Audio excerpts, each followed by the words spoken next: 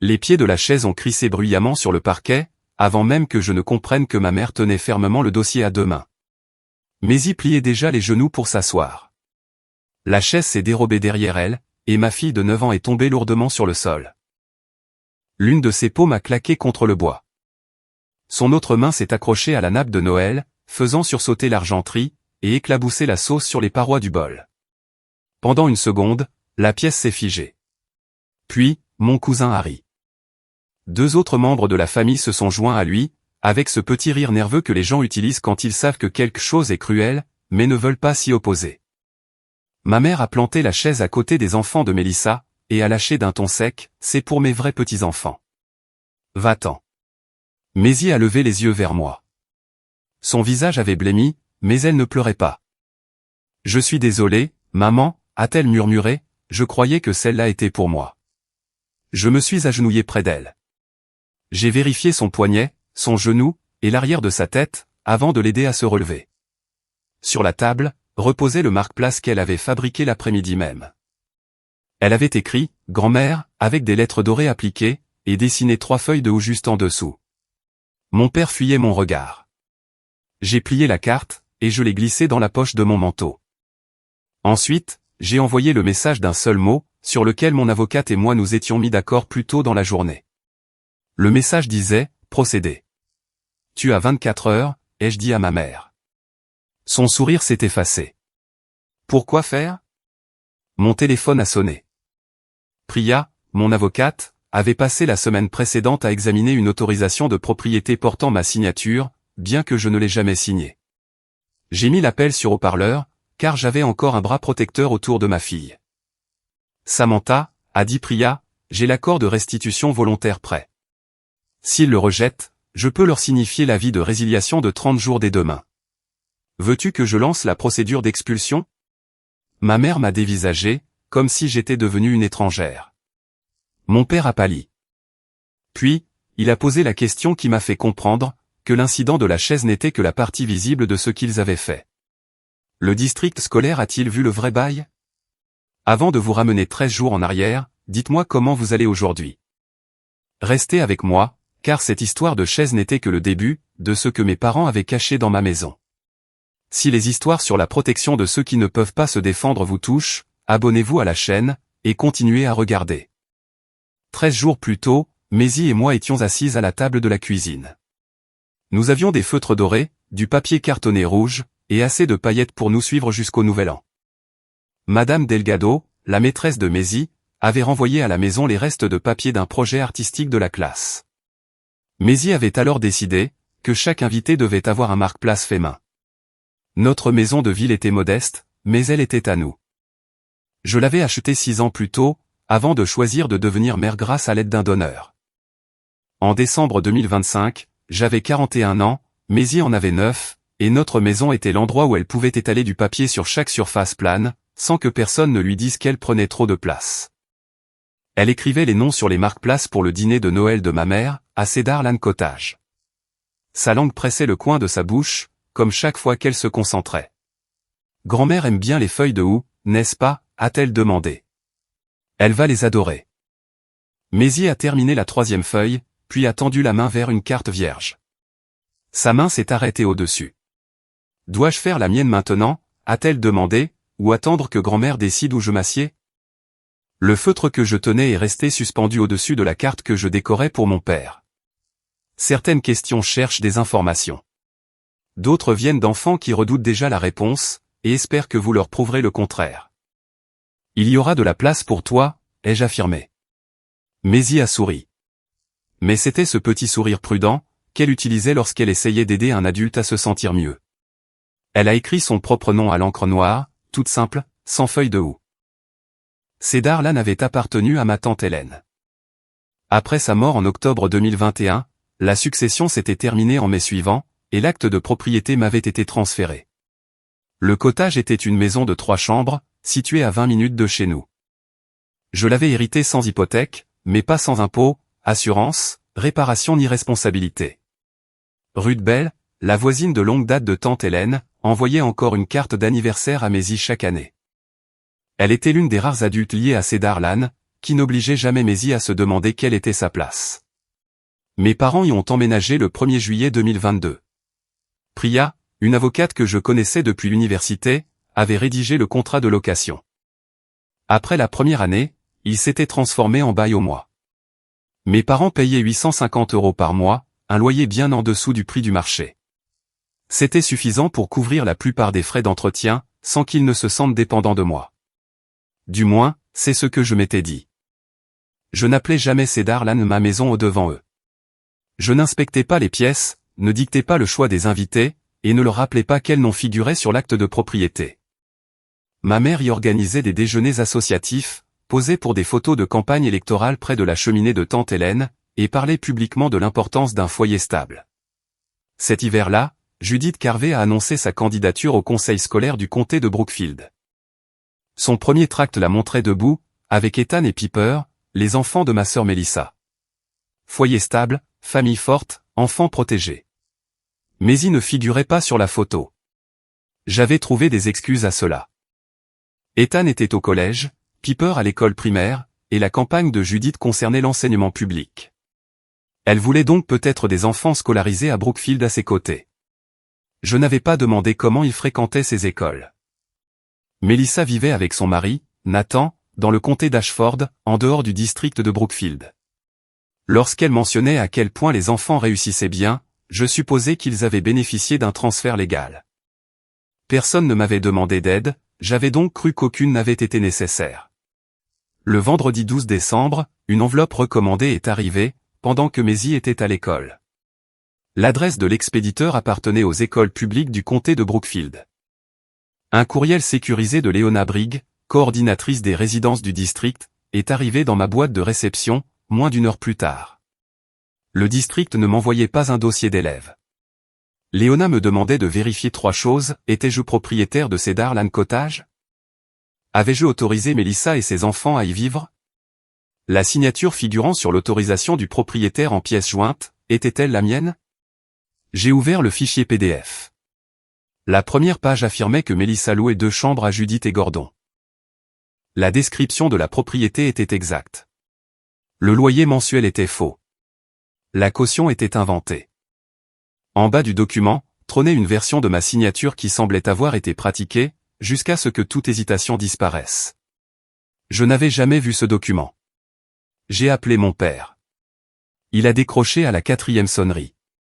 Tout va bien? J'ai reçu une vérification de résidence des écoles de Brookfield. Le silence s'est installé entre nous. Que t'ont-ils envoyé exactement, a-t-il demandé. Je n'avais pas mentionné de pièce jointe, ni de document à mon nom. Il a soupiré. Samantha, c'est un arrangement d'adresse inoffensif. Les enfants y ont leurs habitudes. Corriger cela avant Noël, pourrait perturber leur année scolaire. Ma main s'est crispée sur le téléphone. Savais-tu que le district allait me contacter? Tu es propriétaire du bien, il vérifie parfois les choses. Ai-je autorisé Melissa à vivre là-bas? Tu fais sonner ça comme un acte criminel. Je t'ai posé une question par oui ou par non. Sa voix s'est adoucie, adoptant ce ton patient qu'il utilisait, chaque fois qu'il voulait me faire sentir que j'étais déraisonnable. Parle à ta mère, avant de commencer à déchirer la famille. L'appel s'est terminé sans réponse.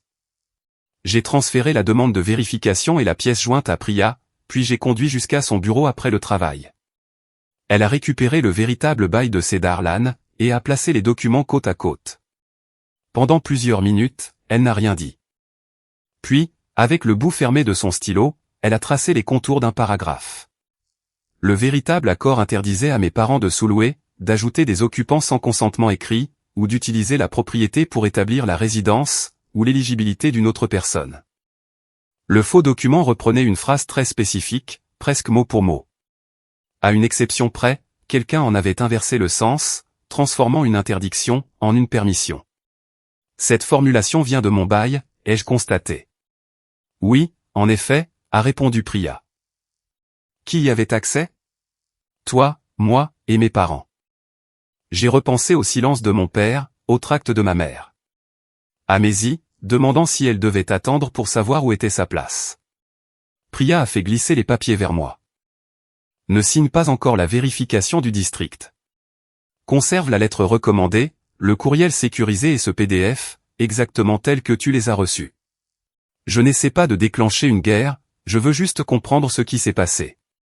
Priya a soutenu mon regard. Alors, commence par chercher la personne qui y a gagné quelque chose.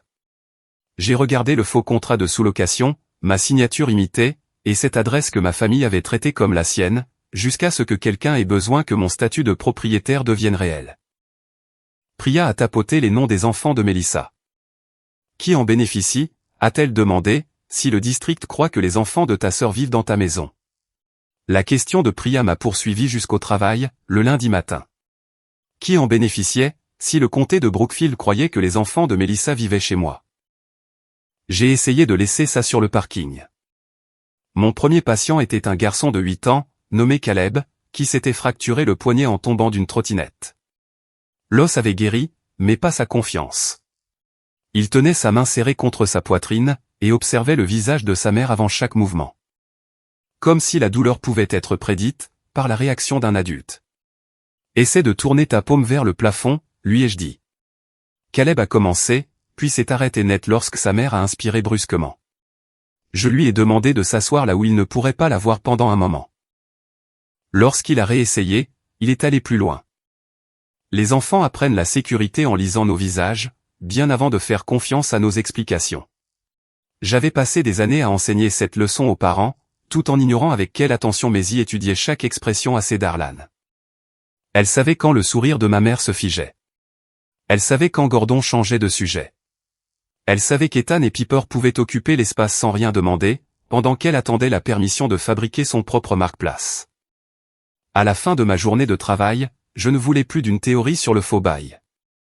Je voulais voir ce que ma propriété servait à prouver. La semaine précédente, mes parents avaient signalé une petite fuite sous l'évier de la cuisine, et l'un des détecteurs de fumée à l'étage avait commencé à biper, malgré un changement de pile. J'ai envoyé un SMS à Gordon, pour lui dire que je retrouverais le plombier à Cedar Lane le mardi après-midi, et que j'en profiterais pour remplacer le détecteur. Il a répondu par un pouce en l'air. La visite était légale, ordinaire, et planifiée. C'est ce que je me suis répété en déverrouillant la porte d'entrée. Cedar Lane sentait la cire à la cannelle et le pain frais.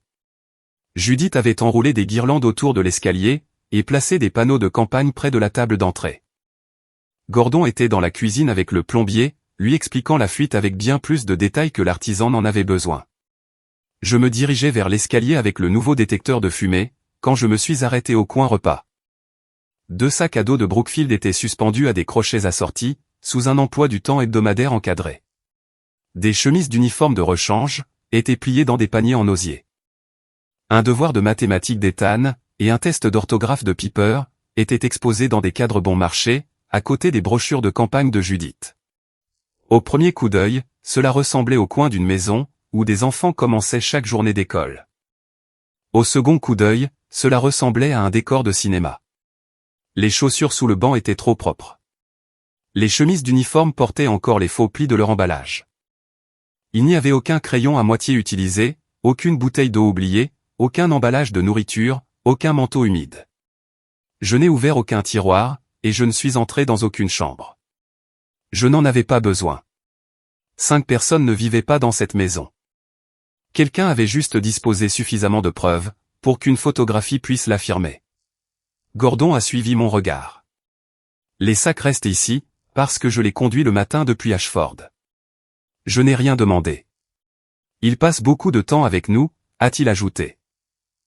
Ce n'était pas ma question. Avant qu'il ne puisse répondre, la porte d'entrée s'est ouverte. Judith est entrée, portant un badge de campagne rouge épinglé à son manteau.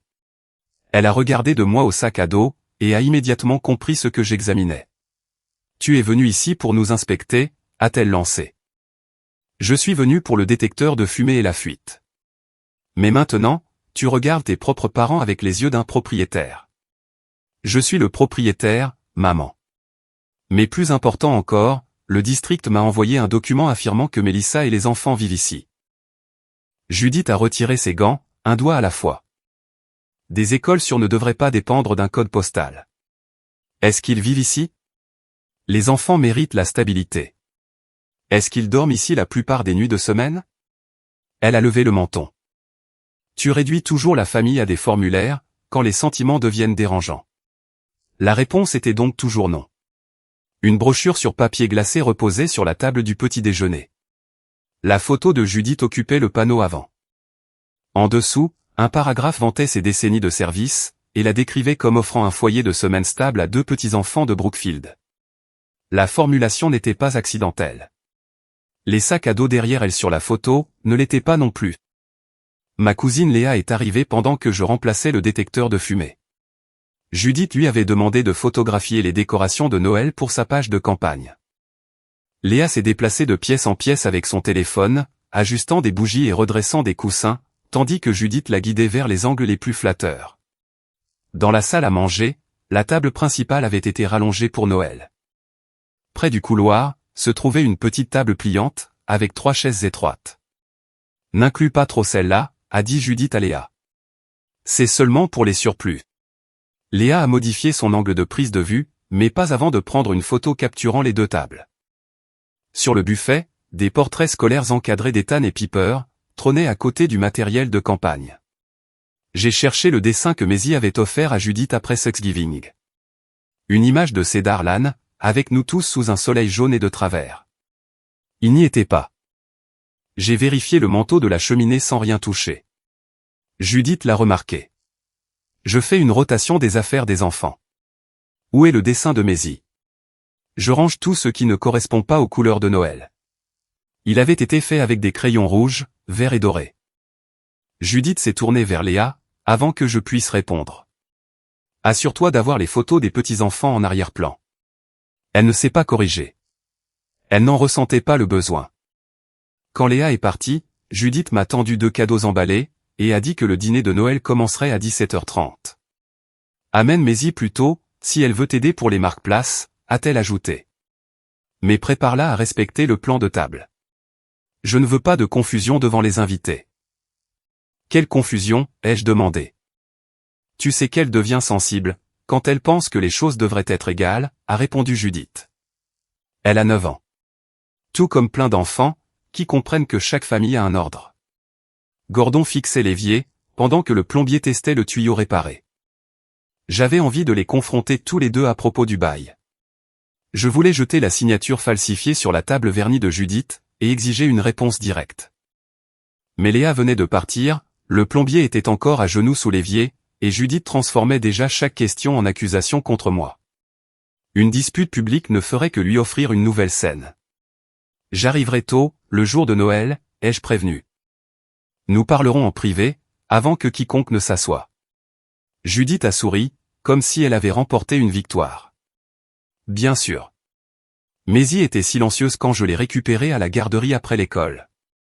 Denise Carter, la grand-mère de Jamal, venait le chercher au même moment.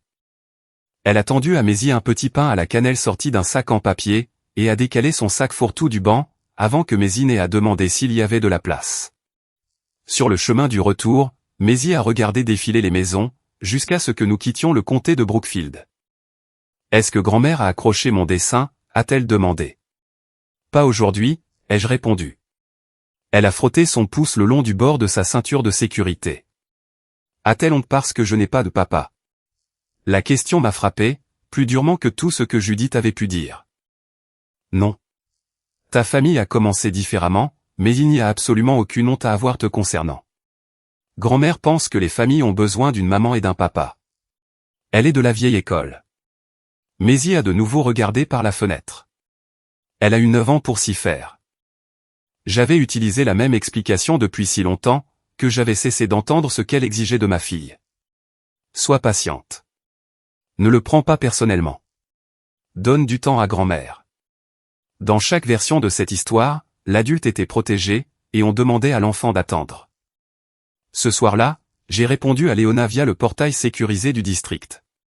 J'ai confirmé que j'étais propriétaire de Cedar Lane. J'ai déclaré que je n'avais pas autorisé Melissa, Ethan ou Piper comme résidents, et que la signature sur l'autorisation du propriétaire n'était pas la mienne. Je n'ai pas demandé les dossiers scolaires.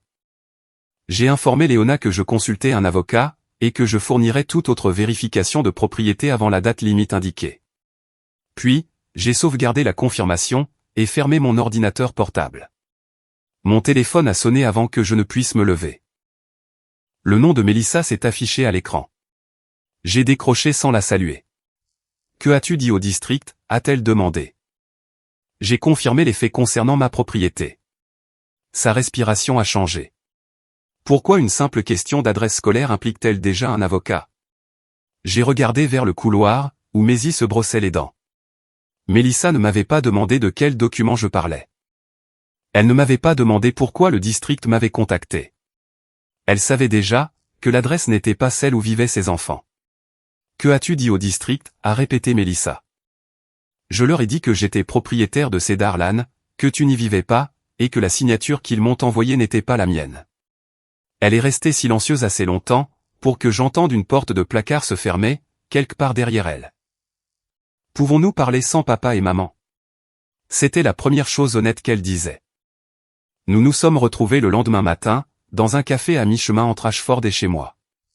J'avais laissé Maisie avec une amie du travail, et Mélissa était venue seule. Elle a choisi une table au fond, a gardé son manteau, et a posé son téléphone face vers le bas, à côté d'une tasse à laquelle elle n'a jamais touché. Tu traites ça comme s'il s'agissait d'une fraude, a-t-elle attaqué. Comment appellerais-tu le fait d'utiliser mon adresse et ma signature sans ma permission? C'est un service d'adresse. Maman a dit que les enfants passent suffisamment de temps chez eux pour que le district l'autorise. Est-ce qu'Ethan et Piper dorment à Cedar Lane du dimanche au jeudi? Ses yeux se sont baissés vers le couvercle de sa tasse. Pas toutes les semaines. La plupart des nuits de semaine, ai-je insisté. Non, a-t-elle avoué. Le mot est sorti doucement, mais il a changé toute la conversation. Il n'y avait plus de malentendus à préserver, de mon côté.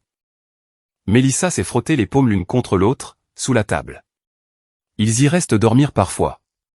Papa les conduit. Leurs affaires sont là-bas. Des sacs à dos et des chemises de rechange ne font pas une résidence. J'ai signé ce que papa m'a donné. Il s'est occupé de la formulation. Que as-tu signé? Un bail, des formulaires pour l'école, et quelque chose qui permettait à maman de gérer les problèmes scolaires ou médicaux si je ne pouvais pas m'y rendre. Donne-moi des copies. Elle a brusquement levé la tête. Je ne peux pas, tu le peux, Mélissa. Tu ne le veux pas. Si Nathan voit ces papiers, il va devenir fou. Si le district voit tout, les enfants pourraient être retirés de l'école en plein milieu de l'année. Nathan savait-il que tu déclarais que les enfants vivaient à Cedar Lane? Elle a pincé les lèvres, ce qui me répondait avant même qu'elle ne parle. Il pensait que l'adresse de maman était utilisée pour un transfert, a-t-elle fini par dire. Il n'a pas lu les formulaires. Le vieux réflexe a refait surface en moi. Celui qui cherche toujours l'interprétation la plus indulgente, avant même que quiconque ne l'ait méritée. Je l'ai refoulé. Tu as laissé ton mari croire une chose, pendant que tu en signais une autre. Notre mariage va mal depuis des mois. Nous avons des dettes de carte de crédit. La maison a besoin d'un nouveau toit, et chaque conversation tourne autour de l'argent. Maman a dit que si les choses empiraient, les enfants devaient avoir une stabilité déjà en place. Êtes-vous séparés, ai-je demandé. Non, a-t-elle répondu. Quelqu'un a-t-il déposé une demande de garde, ai-je poursuivi. Non. Alors pourquoi vos enfants ont-ils été entraînés à prétendre qu'ils vivaient là où ce n'était pas le cas? Le visage de Mélissa s'est tendu. Tu ne comprends pas comment papa fonctionne. Il a fait un calendrier. Il nous a dit quelle nuit comptait. Il a dit que si on leur demandait, les enfants devaient dire qu'ils dormaient à Cedar Lane du dimanche au jeudi, et qu'ils rentraient à Ashford le week-end. Un frisson m'a parcouru, qui n'avait rien à voir avec la fenêtre froide près de nous. Il a fait répéter les enfants. Il appelait ça garder leur réponse cohérente. Ils ont 12 et 10 ans. Il leur a appris à mentir aux responsables de l'école. Baisse la voix. Je ne l'avais pas haussé. Mélissa entendait simplement le poids de ces mots pour la première fois, parce que personne ne les avait enrobés dans un jargon administratif. N'interroge plus Ethan ou Piper à ce sujet, les jeux prévenus. Ne pratique plus de réponses avec eux. Ne demande pas à Maisie ce qu'elle sait. Tu as besoin de ton propre avocat, et tu dois dire la vérité à Nathan avant que quelqu'un d'autre ne le fasse. Son expression s'est durcie. Tu t'en sors toujours avec le beau rôle. Je n'ai pas signé ces formulaires. Non, tu es juste propriétaire de la maison dont tout le monde a besoin. L'accusation m'a blessé, parce qu'elle était conçue pour cela. Pendant des années, ma famille avait traité ma capacité à résoudre un problème, comme la preuve que j'étais responsable de sa résolution.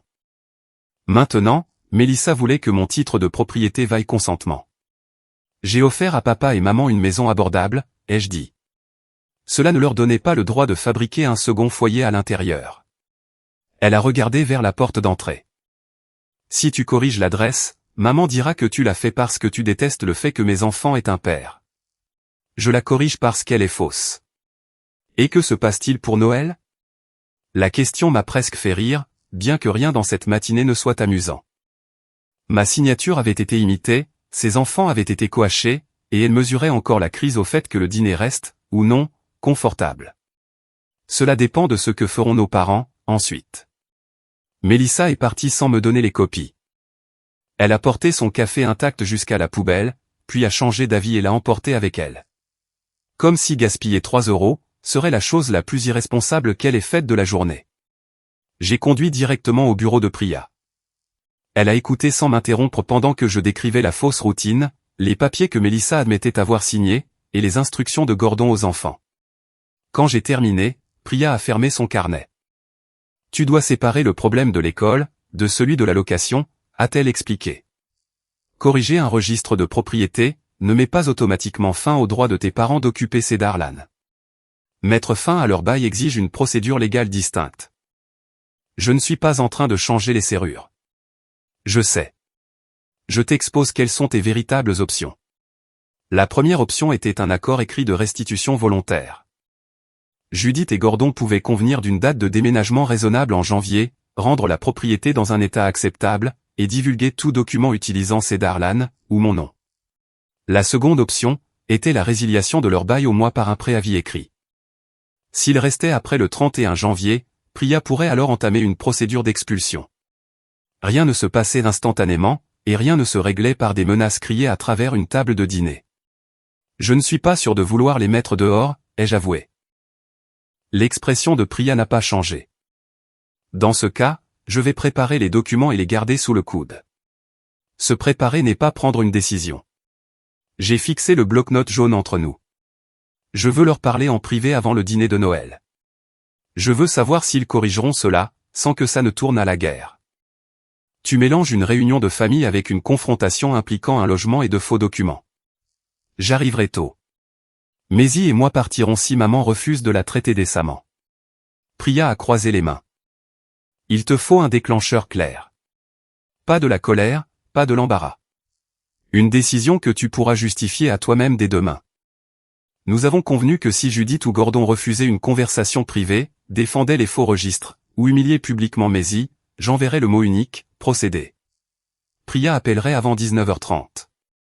Elle ne prétendrait pas qu'un dépôt au tribunal puisse avoir lieu le soir de Noël. Elle exposerait simplement les 2 voies légales, et demanderait si je voulais qu'elle envoie l'accord de restitution volontaire, ou qu'elle commence la procédure de résiliation. Avant que je ne parte, elle m'a regardé par-dessus ses lunettes. N'utilise pas cet appel pour les effrayer et les forcer à aimer ta fille. Je ne le ferai pas, ai-je promis. Les questions de logement peuvent créer de la distance. Elles ne peuvent pas créer de remords, a conclu Priya. Ce soir-là, Mélissa m'a envoyé une capture d'écran sans explication. Elle montrait un calendrier créé par Gordon pour la prétendue routine de semaine. Des blocs bleus marquaient les fausses nuits passées à Cedar Lane. Des notes à côté de plusieurs dates rappelaient à Mélissa quand laisser les sacs à dos, les dossiers scolaires, et les médicaments chez mes parents. En bas, un rappel pour le mois de février indiquait « Renouveler la procuration, POA ». J'ai tapé « Que veut dire POA ?» Le message est apparu comme lu. Mélissa n'a pas répondu cette nuit-là, ni le lendemain matin. L'après-midi de Noël, Maisie se tenait dans notre entrée, portant une robe bleu marine et serrant la boîte de marque-place contre sa poitrine. La pluie avait assombri la chaussée à l'extérieur, et les branches dénudées grattaient doucement la fenêtre de la maison. « Suis-je obligé d'y aller ?» a-t-elle demandé. Je me suis accroupi pour redresser le ruban à sa taille. « Oui, parce que tu as été invité. Mais écoute-moi. Si quelqu'un te traite comme si tu étais moins que de la famille, nous partirons immédiatement. Tu n'auras pas à mériter ta place, en restant silencieuse. » Elle a scruté mon visage, cherchant la partie de la promesse qui pourrait plier. Même si grand-mère se fâche, a-t-elle demandé. Surtout dans ce cas-là, ai-je assuré. Nous avons atteint Cedar-Lan, 40 minutes avant le dîner. Des voitures remplissaient déjà la rue, bien que j'ai demandé à Judith du temps pour être seule. À travers la fenêtre de devant, j'ai vu des membres de la famille aller et venir entre la salle à manger et la cuisine. J'aurais dû faire demi-tour à cet instant. Je m'étais attendu à ce que la maison soit calme, et je m'étais dit que nous pourrions remettre les cartes, demander une fois pour 5 minutes d'entretien privé, et partir au premier refus. Ce fut la dernière fois que j'ai laissé l'espoir, l'emporter sur ce que Maisie m'avait déjà montré. Judith a ouvert la porte avant même que je ne frappe. Ses yeux sont passés de moi, à la boîte de marque-place de Maisie. J'avais demandé à parler en privé, ai-je rappelé. Elle s'est écartée, mais n'a pas baissé la voix. Pas ce soir.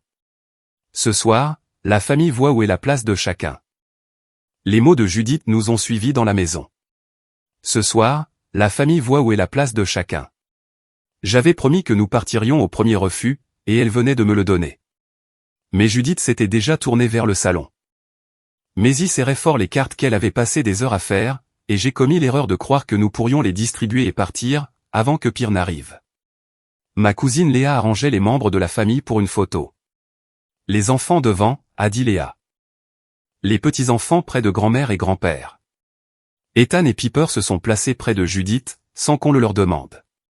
Quand Maisie a avancé vers eux, Judith a posé une main sur son épaule, et l'a guidée vers la table pliante, près du couloir. Reste là, qu'on équilibre le cadre, a-t-elle ordonné. Maisie a obéi. De là où je me tenais, elle semblait assez proche pour être incluse, mais pas assez pour toucher qui que ce soit. Judith a posé une main sur l'épaule d'Ethan, et l'autre sur celle de Piper. Gordon se tenait à ses côtés, regardant l'objectif plutôt que moi. Léa a pris plusieurs photos. Sur la dernière, Maisie a souri parce qu'on avait dit à tout le monde de sourire. Ensuite, elle a porté ses marque-places dans la salle à manger. La table principale avait été dressée avec la porcelaine de Judith, et l'argenterie astiquée. Le nom d'Ethan trônait près de Gordon, celui de Piper près de Judith. Les autres cartes marquaient les places des adultes. Maisie a scruté la table 2 fois. J'en avais fait un pour moi, a-t-elle dit doucement. Une carte à son nom se trouvait près d'une chaise vide, à l'extrémité de la table. Elle avait été retirée du dessus de la boîte, bien que ni Maisie ni moi ne l'y ayons placée. Ça doit être la mienne, a-t-elle conclu. Judith apportait un plat de service depuis la cuisine.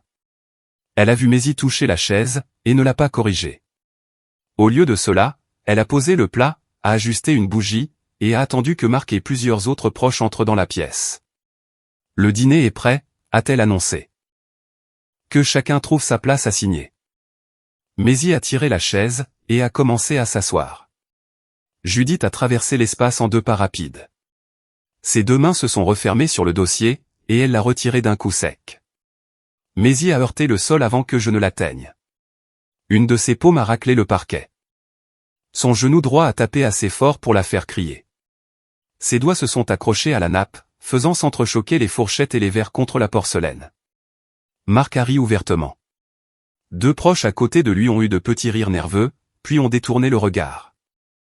Ethan a laissé échapper un son surpris qui a failli se transformer en rire, avant que son visage ne change. Il a fixé Maisie avec une honte immédiate. Piper a baissé les yeux vers son assiette. Judith a traîné la chaise près d'Ethan et Piper. C'est pour mes vrais petits-enfants. Va-t'en. Ces mots ont réduit la pièce au silence, plus complètement encore que la chute de Maisie.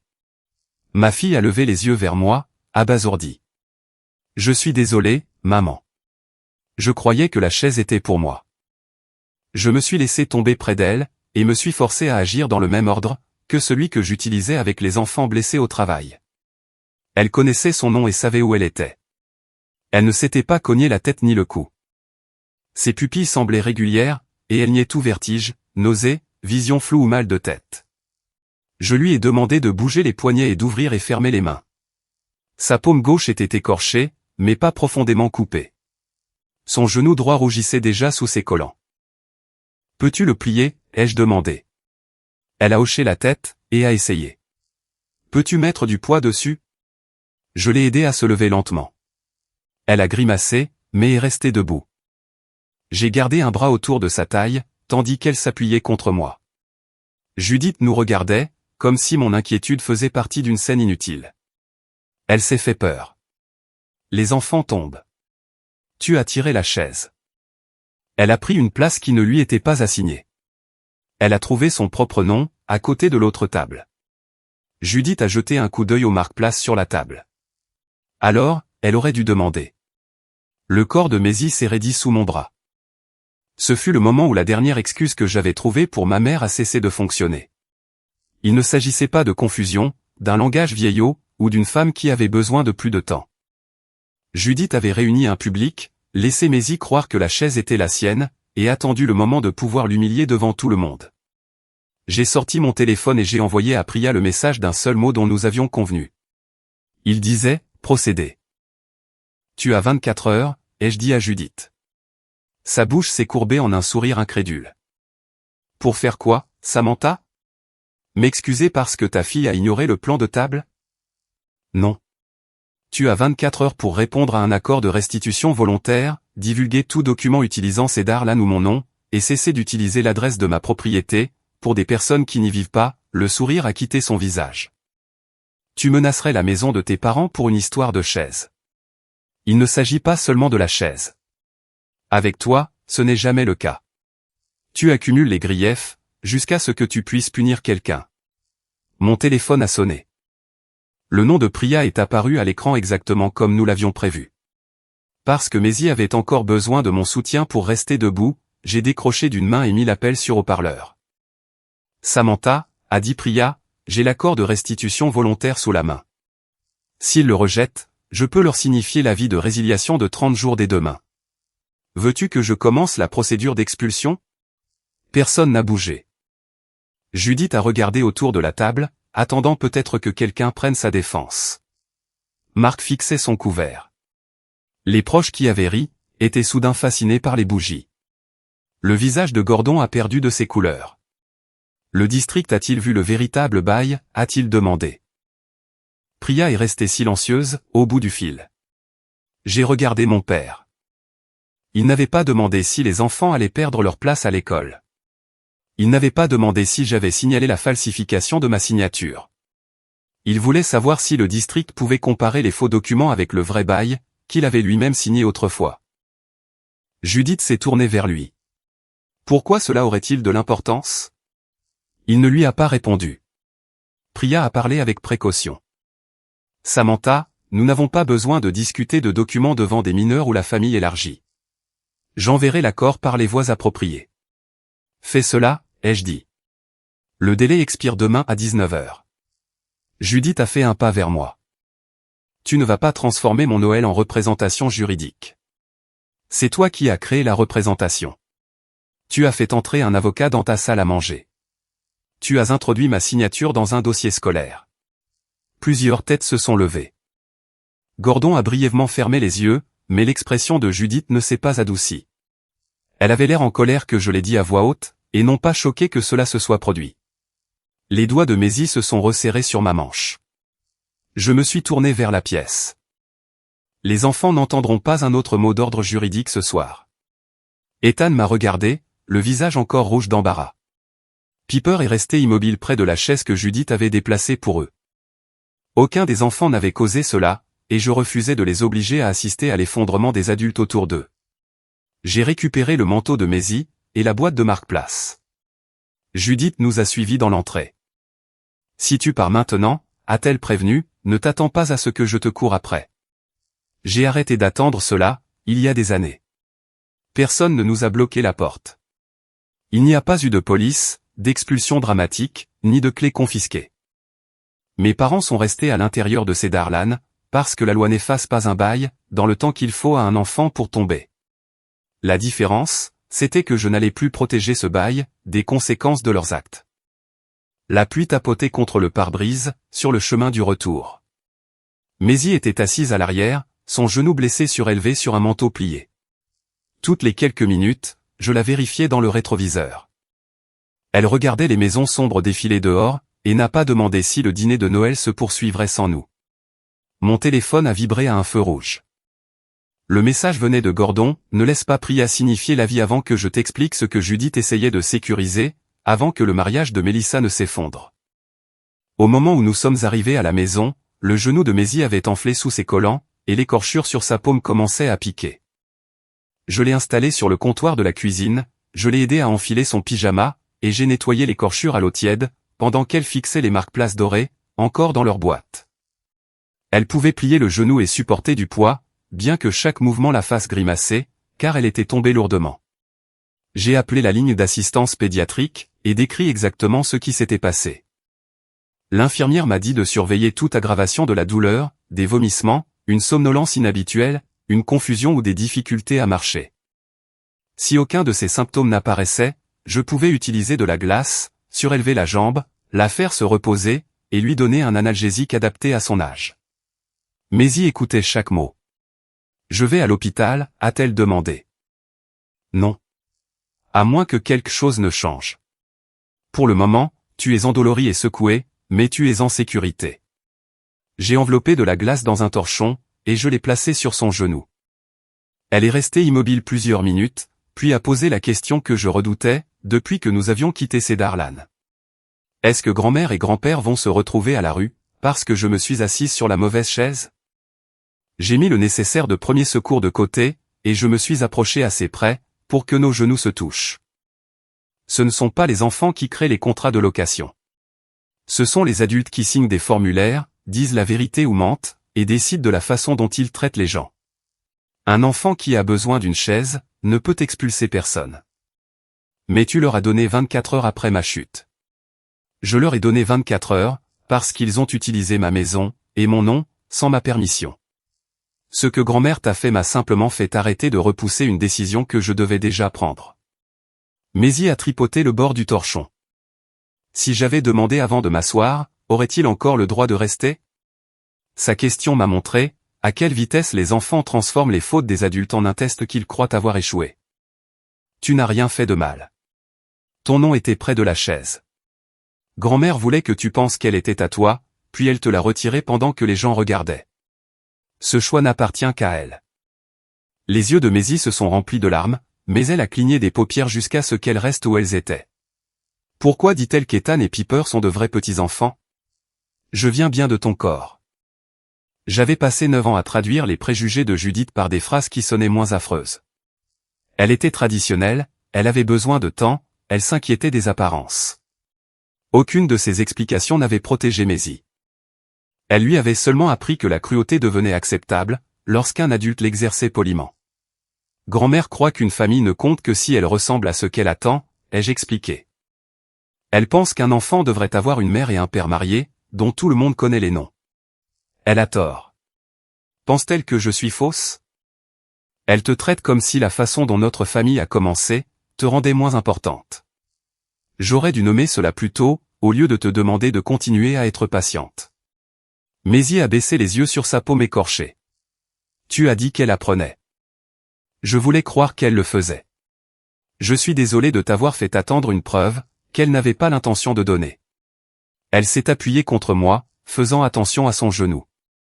Je l'ai serré dans mes bras, jusqu'à ce que sa respiration ralentisse, puis je l'ai aidé à s'installer sur le canapé avec une couverture, et l'un de ses films préférés. Elle s'est endormie avant la fin, et je suis resté à ses côtés jusqu'à minuit, la réveillant une fois, pour m'assurer qu'elle réagissait normalement. À 9 heures le lendemain matin, Priya a envoyé par email l'accord de restitution volontaire à Judith et Gordon. Il ne leur demandait pas de partir immédiatement. Il offrait une date de déménagement au 24 janvier, exigeait qu'ils cessent d'utiliser Cedarland pour établir la résidence de quiconque, et demandait la divulgation de tout document contenant mon nom, ma signature, ou l'adresse de ma propriété. Il ne rendrait les clés qu'au moment de la remise des lieux. S'il rejetait l'accord, Priya procéderait à la résiliation formelle du bail au mois. Judith n'a pas répondu à Priya. Au lieu de cela, elle a écrit dans la discussion de groupe de la famille, Samantha utilise le malentendu d'un enfant pour jeter 2 parents retraités à la rue. Nous avons ouvert notre maison pour Noël, et elle est arrivée avec un plan d'expulsion déjà préparé. Plusieurs proches ont réagi avec des émojis choqués. Mon cousin Marc a écrit que les menaces légales n'avaient pas leur place à une table familiale. Léa n'a pas pris ma défense, mais elle n'était pas non plus d'accord avec Judith. J'ai tapé 3 réponses différentes, et je les ai toutes effacées. Chaque version tentait d'expliquer l'incident de la chaise, la fausse signature, et la question de Gordon sur le véritable bail.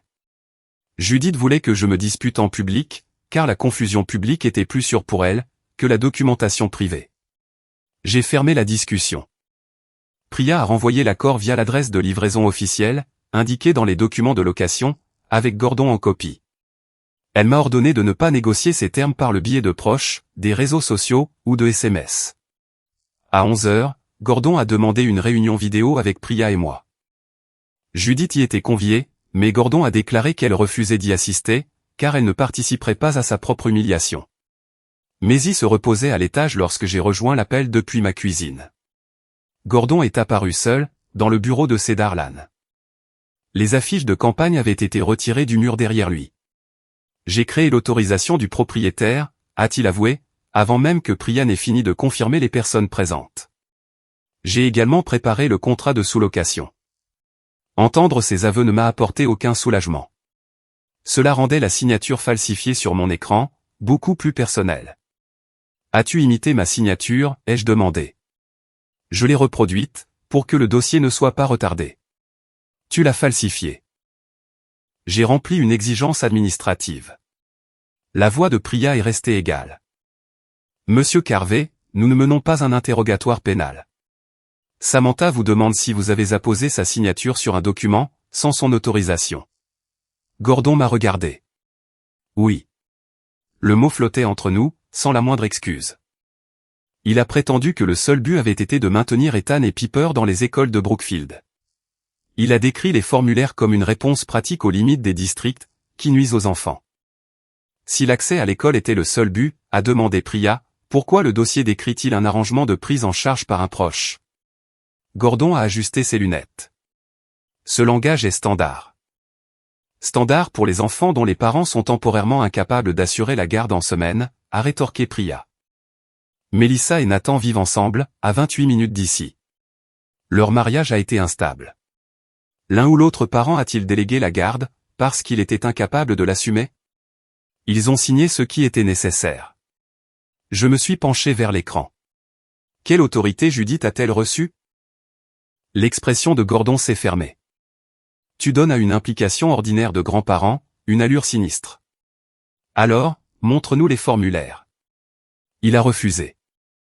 Priya a expliqué que je nierais ma signature auprès du district, que je résilierais le bail par un préavis légal, et que je coopérerais à toute enquête qui s'ensuivrait. Elle n'a pas menacé d'arrestation, de poursuite, ni d'exposition publique. Gordon revenait sans cesse sur le placement scolaire des enfants, comme si répéter le bénéfice pouvait effacer la méthode. Tu vas punir Ethan et Piper, parce que Judith a perdu son sang-froid, a-t-il dit. Non, ai-je répondu. C'est le district qui décidera où ils iront légalement à l'école. Je décide si les personnes qui ont copié ma signature et humilié ma fille, continueront à vivre dans ma propriété. Après l'appel, Priya m'a rappelé que l'aveu de Gordon n'expliquait pas pourquoi le langage sur la prise en charge par un proche était utilisé. Il établissait seulement qui avait monté le dossier de propriété. En début d'après-midi, un courriel est arrivé d'un avocat représentant Melissa. Melissa avait engagé un avocat spécialisé en droit de la famille le matin même. Avec son autorisation écrite, l'avocat a fourni les documents relatifs aux faux arrangements de résidence. Le premier était une déclaration sous serment de prise en charge par un proche, certifiée par un notaire. Il stipulait que Melissa et Nathan étaient temporairement incapables d'assurer une garde constante en semaine, et qu'Ethan et Piper résidaient chez Judith et Gordon, pour des raisons non liées uniquement à la fréquentation scolaire. Le second, était une procuration parentale limitée d'une durée de 180 jours. Il donnait à Judith une autorité documentée sur les questions scolaires et médicales courantes, tout en préservant les droits parentaux de Melissa et Nathan. Je ne comprenais pas encore comment Judith avait l'intention de l'utiliser. J'ai lu les 2 documents 2 fois. Melissa les avait signés, et avait coché une case certifiant qu'elle était autorisée à soumettre l'arrangement pour les 2 parents. Nathan n'avait ni signé ni examiné la déclaration sous serment, bien que je ne susse pas encore ce qu'on lui avait dit concernant l'adresse elle-même. À 18h45, Priya a confirmé que ni Judith ni Gordon n'avaient signé l'accord de restitution. À 19h, le délai a expiré. Le lendemain matin, 27 décembre, un huissier de justice a remis l'avis de résiliation écrit à Cedarlan. Le bail au mois prendrait fin le 31 janvier, et Priya a marqué le 1er février comme la première date de reprise de possession. Un dépôt de dossier pourrait devenir nécessaire s'il refusait de partir. L'après-midi même, l'avocate de Mélissa a transmis un dernier élément, provenant du compte email personnel de Mélissa. C'était un court fil de discussion, sur lequel Gordon l'avait mis en copie parce que sa signature allait être à nouveau requise. Son message se terminait par une seule phrase, « Signe le renouvellement de février ». Judith veut un dossier complet de 6 mois en semaine, avant que Nathan ne fasse le moindre geste.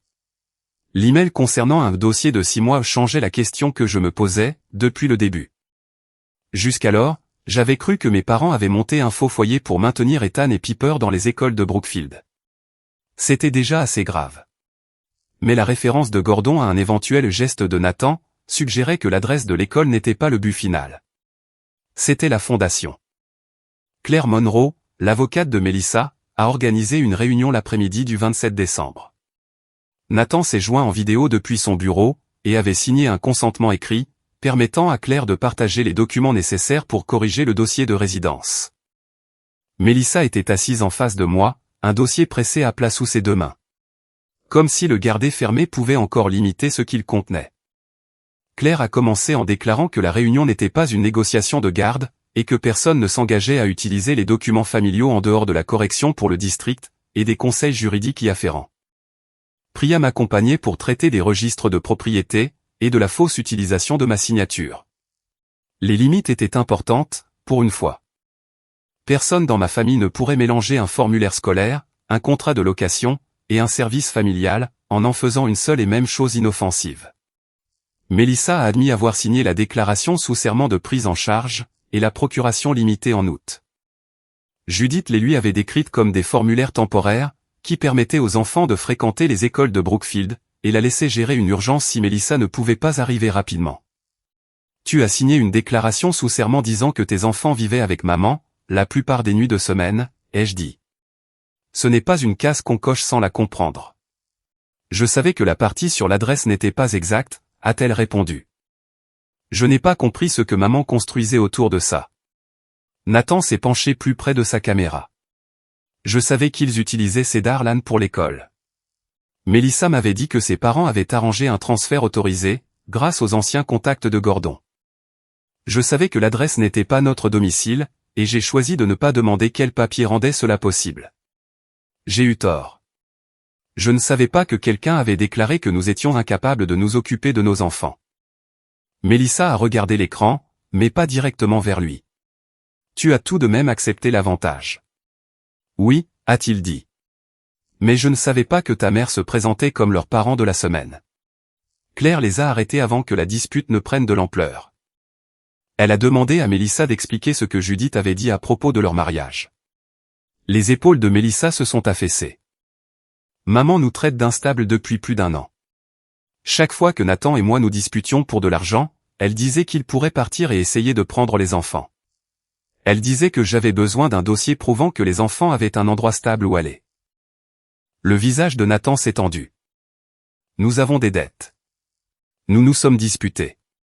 Je n'ai jamais menacé de l'éloigner d'Ethan et Piper. Mélissa a hoché la tête une fois. Je le sais, maintenant. Claire a ouvert le calendrier de répétition de Gordon. Les blocs bleus que j'avais vus sur la capture d'écran de Mélissa, couvraient plus que les prétendues nuits passées sur place. Plusieurs dates comportaient des notes telles que petit déjeuner, photo, devoir à la table de la cuisine, et laisser l'inhalateur de Piper dans le placard du bas. Un samedi, Gordon avait écrit « Vêtements différents avant la 2e photo ». Mélissa a déverrouillé son téléphone, et l'a tendu à Claire, qui a affiché une série de messages sur l'écran de la salle de conférence. Judith lui avait ordonné d'amener les enfants à Cedarlan avant le lever du soleil en tenue d'école, de les photographier en train de prendre le petit déjeuner, et de laisser des sacs à dos bien visibles près de l'entrée. Un autre message demandait à Mélissa d'envoyer Ethan avec un sweatshirt différent, car 2 photographies prises à des dates différentes, se ressemblaient trop. J'ai repensé aux paniers en osier, aux chemises d'uniforme intactes, et aux tests encadrés dans le coin repas. J'ai vu une mise en scène parce que c'en était une. Ce n'étaient pas des photos de famille, ai-je dit. La voix de Mélissa est tombée. Non. Claire a affiché la biographie de campagne de Judith. Elle y était louée pour avoir assumé la responsabilité en semaine de 2 petits-enfants, pendant que leurs parents faisaient face à une instabilité continue. Le texte avait été publié avant Noël, alors que Judith disait encore à Mélissa que les documents n'existaient que pour l'accès à l'école. Mélissa a lu le paragraphe 2 fois. La rougeur est montée de son cou vers son visage. Elle m'a fait passer pour une incapable. Elle s'est rendue indispensable, a dit Nathan. Cette distinction s'est installée dans la pièce. Le favoritisme de Judith n'avait jamais signifié que Mélissa était à l'abri. Il signifiait seulement que la famille de Mélissa était utile à l'image que Judith voulait s'approprier. Claire a expliqué la procuration limitée en termes simples. Elle ne mettait pas fin aux droits parentaux de Mélissa ou de Nathan. Elle ne donnait pas la garde à Judith, et ne déciderait pas automatiquement de tout litige judiciaire futur. Cependant, elle documentait une délégation d'autorité sur les questions scolaires et médicales de routine. Combinée à un faux historique de résidence en semaine, des photographies, des calendriers et des déclarations publiques, elle aurait pu devenir un outil que Judith aurait pu utiliser pour faire pression sur Mélissa, si le mariage se détériorait. Donc maman ne pouvait pas juste prendre mes enfants avec ça, a dit Mélissa. Non, a répondu Claire. Mais elle aurait pu s'en servir pour affirmer qu'elle agissait déjà comme leur gardienne régulière. Cette affirmation aurait tout de même été contestée, d'autant plus que les faits sous-jacents étaient faux. Priya a demandé à Claire d'afficher le fil de mai d'origine, de la boîte de réception de Mélissa. Gordon avait mis Mélissa en copie, car sa signature serait requise pour le renouvellement de février. Son message parlait de « maintenir la cohérence », mais la réponse de Judith expliquait pourquoi, d'ici février, nous aurons 6 mois d'école, de médecins, de petits déjeuners et de soins en semaine sur le papier. Si Nathan dépose une demande, personne ne pourra nous qualifier de grands-parents occasionnels. J'ai lu la phrase, jusqu'à ce que les mots cessent de ressembler à des mots. Gordon avait répondu que le plan ne fonctionnerait que si tout le monde gardait la routine de Cedar Lane cohérente. Il rappelait à Mélissa que les réponses des enfants, leurs vêtements, leur matériel scolaire et le calendrier des nuits, devaient correspondre. Nathan a retiré ses lunettes, et a pressé ses doigts contre ses yeux. Vos parents se préparaient à une bataille pour la garde, qui n'existait pas. Mélissa fixait l'email de Judith. Elle n'arrêtait pas de me dire qu'elle me protégeait. Elle se préparait à devenir la personne dont vous ne pourriez plus vous passer, ai-je dit. Pour la première fois depuis l'arrivée de la lettre du district, Mélissa n'a pas pris sa défense. Elle a autorisé Claire à informer le comté de Brookfield que les enfants ne vivaient pas à Cedar Lane, que l'emploi du temps de la semaine était faux, et qu'elle ne ferait pas appel en utilisant l'histoire du foyer fabriqué. Nathan a confirmé son accord en vidéo. Il chercherait des conseils conjugaux, et des conseils juridiques séparés pour leur mariage et leurs finances, mais aucun d'eux n'a demandé le divorce ou entamé une procédure de garde. Mélissa a demandé si je pouvais attendre après le nouvel an, pour soumettre la correction du propriétaire. Elle voulait du temps pour parler à Ethan et Piper, avant que l'école ne les contacte.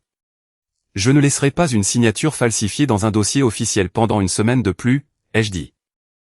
Ton avocate peut demander au district de protéger les enfants pendant la correction. Mais ma part doit être rectifiée, dès maintenant. Priya a envoyé la confirmation du propriétaire, pendant que nous étions encore à table. Le document stipulait que j'étais propriétaire de Cedar Lane, que je n'avais pas autorisé le foyer de Mélissa à y résider, que je n'avais pas nommé Judith comme représentante de ma propriété, et que je n'avais signé ni l'autorisation du propriétaire ni le faux sous-bail. Nous n'avons fourni aucun dossier scolaire non lié à cette affaire. Le lendemain matin, Léona a confirmé la réception et a ouvert une enquête préliminaire sur la résidence. Son message ne demandait que les documents liés à la propriété, et les signatures qui m'étaient attribuées. Elle précisait que le district communiquerait séparément avec les parents et leur avocat, concernant les dossiers et le placement des enfants. Judith a appris l'autorisation de Mélissa avant le déjeuner.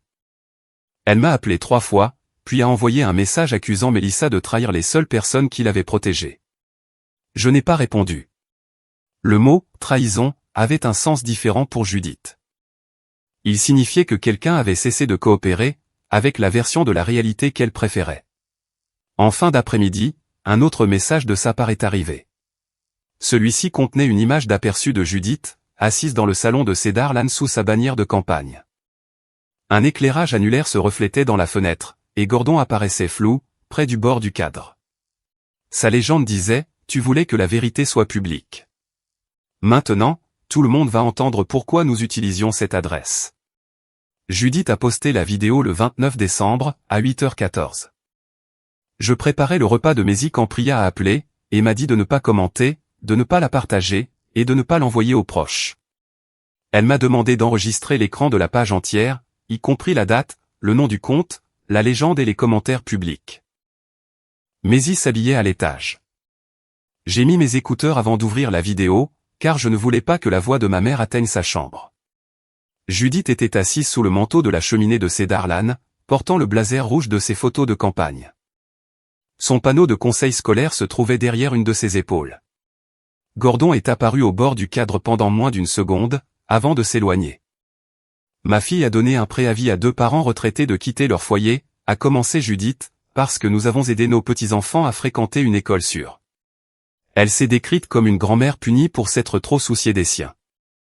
Selon elle, Melissa n'avait pas les moyens de se payer une maison dans le comté de Brookfield, alors elle et Gordon avaient permis à Ethan et Piper d'utiliser l'adresse de Cedarland. Elle a dit que les enfants y passaient du temps avant et après l'école, prenaient le petit déjeuner avec leurs grands-parents, et y dormaient occasionnellement, quand leurs parents travaillaient tard. Son histoire publique décrivait une aide ponctuelle. Les formulaires sous serment décrivaient une résidence en semaine, des parents incapables de fournir des soins constants, et Judith agissant en tant que gardienne régulière. Ma mère essayait de se défendre en remplaçant la version officielle qu'elle avait construite, par une histoire plus douce pour le public. Ensuite, elle a brandi une photographie. Je ne permettrai pas à Samantha de prétendre que nous l'avons exclue, elle ou sa fille, a-t-elle dit. C'était notre famille, tous ensemble à Noël. Cousine Léa avait pris la photo avant le dîner. Judith se tenait au centre, avec Ethan et Piper à ses côtés. Maisy apparaissait à plusieurs mètres, près du couloir. Derrière elle se trouvait la table pliante, déjà séparée de la table à manger principale. La photographie montrait le marque-place de Maisy près de l'une de ses chaises étroites. Judith avait posté la preuve elle-même. J'ai enregistré la vidéo du début à la fin, puis j'ai fait défiler lentement les commentaires. Plusieurs personnes l'ont félicité pour son aide à ses petits-enfants. D'autres se sont demandé pourquoi des documents légaux avaient été nécessaires, si les enfants ne faisaient que la visiter avant l'école. Puis, Marc a commenté, Samantha est furieuse parce que Judith a tiré une chaise, et a dit à l'enfant du donneur que la grande table était pour les vrais petits-enfants. Maintenant, elle prétend que c'était une question de paperasse. Mon estomac s'est noué à l'expression « l'enfant du donneur ». Cela réduisait la vie de ma fille, à la méthode qui m'avait aidé à devenir sa mère. Avant que je puisse fermer la page, tante Carole lui a répondu en dessous, « Tu oublies de dire que Maisy est tombée, quand on a retiré la chaise. » J'étais là. Une enfant a été blessée, et les gens ont ri. Ne qualifie pas cela de malentendu. Un autre proche a écrit que Judith avait ordonné à Maisy d'utiliser la table pliante, avant le dîner. Léa n'a pas décrit la chute, mais elle a confirmé que la photo avait été prise avant que quiconque ne s'assoie, et que la petite table avait déjà été préparée séparément. Le fil public accomplissait ce que j'avais refusé de faire, il établissait des témoins, sans exiger que je poste une photo de la main écorchée de Maisy, de son genou enflé, ou de documents scolaires privés. Je voulais répondre à Marc. Je voulais lui demander comment un homme adulte pouvait qualifier une enfant de 9 ans de cette manière, tout en croyant encore qu'il défendait les valeurs familiales. Au lieu de cela, j'ai sauvegardé la page, et envoyé l'enregistrement à Priya. Tu n'as rien à gagner à te joindre à eux, a-t-elle dit lorsqu'elle m'a rappelé. Les déclarations de Judith sont pertinentes, car elles contredisent le but et les conditions de vie revendiquées dans les déclarations sous serment. Laisse le dossier parler là où il doit le faire. Priya a transmis la vidéo préservée et le fil de commentaires publics à Léona, en tant qu'information supplémentaire pour l'examen préliminaire de la résidence. Elle n'a pas envoyé de ragot de campagne, ni demandé au district de punir Judith politiquement. Elle a uniquement identifié les déclarations expliquant pourquoi l'adresse de Cedarland avait été utilisée, à quelle fréquence les enfants y séjournaient, et quels soins Judith prétendait fournir. Léona a répondu que les nouvelles informations étaient en conflit matériel avec les documents déjà en cours d'examen. Le comté de Brookfield passerait de la vérification préliminaire, à une détermination formelle de la résidence. Melissa et Nathan recevraient une communication distincte par l'intermédiaire de Claire. Je ne recevrai que les demandes concernant la propriété, le véritable bail, et les documents portant ma prétendue signature. À midi, la vidéo de Judith s'était propagée au-delà de sa page de campagne. deux coprésidents bénévoles ont publié de brèves démissions. L'un a écrit qu'elle ne pouvait pas soutenir un candidat justifiant publiquement des dossiers de résidence inexacts, tout en faisant campagne sur la responsabilité scolaire. Une coalition locale de parents a suspendu son soutien dans l'attente d'une explication. Elle ne pouvait pas empêcher Judith de continuer à briguer le poste au conseil scolaire, mais elle pouvait cesser de lui prêter son nom, le temps que ses propres déclarations soient examinées. Gordon m'a envoyé un SMS peu après 14 heures. Je lui ai dit de la supprimer. Elle pense que les commentaires prouvent que les gens nous soutiennent. Ce message était la seule raison pour laquelle je savais qu'ils étaient en désaccord en privé. Je n'ai pas imaginé leur dispute, ni attribué des mots à l'un ou l'autre. Je savais seulement que Gordon comprenait le danger, et que Judith croyait toujours que l'attention était une forme de contrôle. La vidéo a disparu plusieurs heures plus tard. La supprimer n'a rien changé. Priya en avait conservé une copie complète, tout comme des membres du public qui l'avaient partagée. Judith pouvait retirer la publication originale, mais elle ne pouvait pas faire oublier à des centaines de personnes ce qu'elle avait dit. Maisie est descendue pendant que je fermais mon ordinateur. Elle a vu mon visage et s'est arrêtée sur la dernière marche. Est-ce que grand-mère a encore dit quelque chose sur moi? Elle a publié une vidéo sur la maison, et l'adresse de l'école. M'a-t-elle montré en train de tomber, a-t-elle demandé. Non, ai-je répondu, soulagé que cette partie soit vraie. Certains adultes ont discuté de ce qui s'est passé, ai-je poursuivi. Tu n'as pas besoin de le lire, et tu n'as pas besoin de te défendre. Maisie m'a scruté. Est-ce que tu me défends? Oui, mais pas en me battant avec des inconnus en ligne. Elle a hoché la tête, même si je pouvais voir qu'elle ne comprenait pas totalement. À 9 ans, la justice ressemble encore à quelqu'un, disant publiquement que la personne cruelle avait tort. J'apprenais que la victoire la plus sûre se déroulait souvent dans des pièces, où les enfants n'avaient jamais à entrer. Le lendemain, Mélissa m'a appelé. Elle a dit que Nathan avait regardé la vidéo de Judith, et avait enfin compris que l'arrangement de Cedar Lane avait été présenté publiquement comme preuve que lui et Mélissa ne pouvaient pas fournir un foyer stable. Il veut que chaque fausse déclaration soit corrigée immédiatement, a-t-elle dit. Claire va nous représenter ensemble pour la question du district, mais elle nous a dit d'obtenir des conseils distincts si notre mariage devient partie intégrante d'autre chose. Demandez-vous le divorce? Non, nous sommes en colère, pas divorcés. J'étais soulagé qu'elle comprenne la différence. Ma mère s'était préparée à une bataille pour la garde, jusqu'à ce que la préparation elle-même commence à en créer une.